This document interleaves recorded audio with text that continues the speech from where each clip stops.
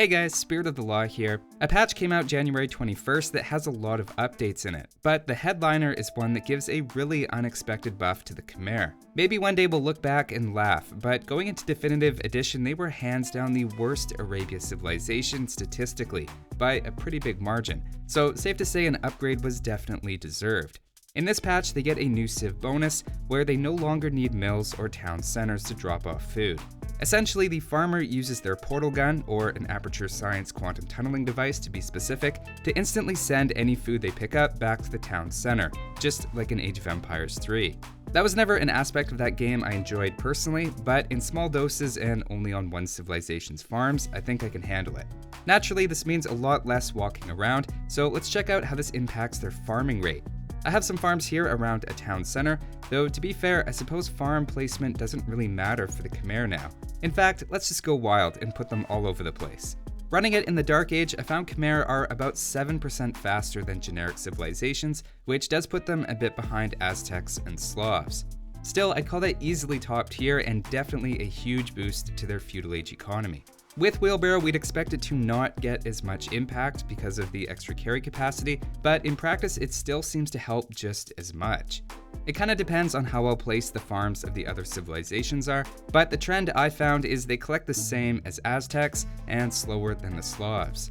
After Wheelbarrow, they end up with the same collection rate as everyone else, again excluding the Slavs, who remain farming about 10% faster.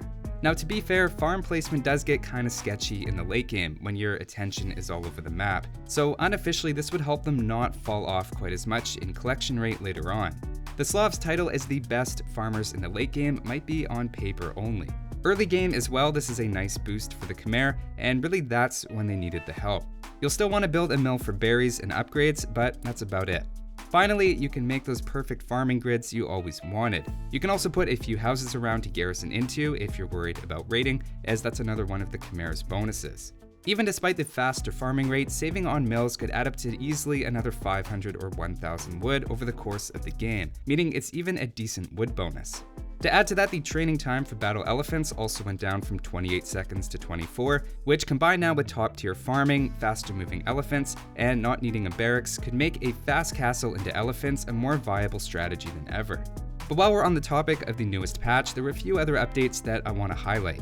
The first is a slight nerf to the Persians' Castle Age unique tech, which changes the cost of their crossbows from 50 wood to 60. There's a misconception out there that it's been 70 wood since that's their wood plus gold cost put together, though even now it's still less than that combined cost.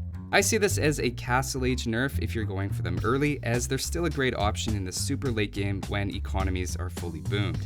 Another change is the Mayans and Chinese extra villager bonuses now won't appear until a town center is constructed. For most maps that won't be a factor since your town center always starts constructed, though the position of the extra starting villagers has changed to being directly under the town center. The maps impacted by this the most are the nomadic ones, like obviously Nomad, but there are others like Steppe. Basically, as Chinese and Mayans, you start with 3 villagers, and then after you build the town center, the extra villagers appear, which means your town center isn't coming up before everyone else's anymore.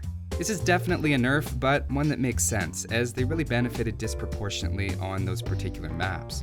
Going through the other changes quickly, the Burmese unique unit, the Arambai, had its cost reduced 5 wood and 5 gold, probably paid for by the Mayan plumed archers' corresponding raise in price last month. Another is that the Chinese now get block printing, letting them research it to get +3 range on their monks. I don't think that was for balance reasons, or at least wasn't necessary, but was probably just to remove it as a criticism of the game from a historical perspective. I won't cover all of them, but there are lots of other little changes to map generation. The biggest one I think is that sheep now spawn 7 to 8 tiles away from your town center instead of 8 to 9 tiles. It's quite subtle, but that can definitely be nice for more consistent starts. It also says that controllable animal base speed is up an unspecified amount. Previously, herdable animals moved at 0.7 tiles per second, and now it's still 0.7 tiles per second.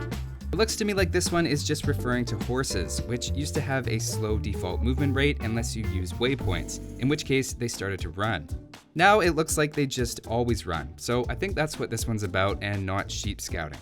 Like I said, there's been a lot of map updates and changes to map scripting, and a lot of it's stuff that I don't think is going to be very noticeable, but addresses buggy map generations. In that way, I'd say by not noticing it, it's probably doing its job. There's also a few AI updates that were included. Nothing really crazy jumps out at me, but you can look it over if you're interested.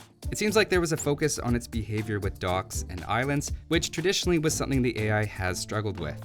Pathfinding also had some tweaks, though this one is hard to judge without playing it for a while. It seems like it's always being worked on, and sometimes it gets better and sometimes it gets worse. Rams and villagers seem to have gotten a lot of attention this round, including the interesting fact to me that rams would randomly lose interest when attacking a gate. For whatever reason, gates I guess just don't excite them like other buildings do.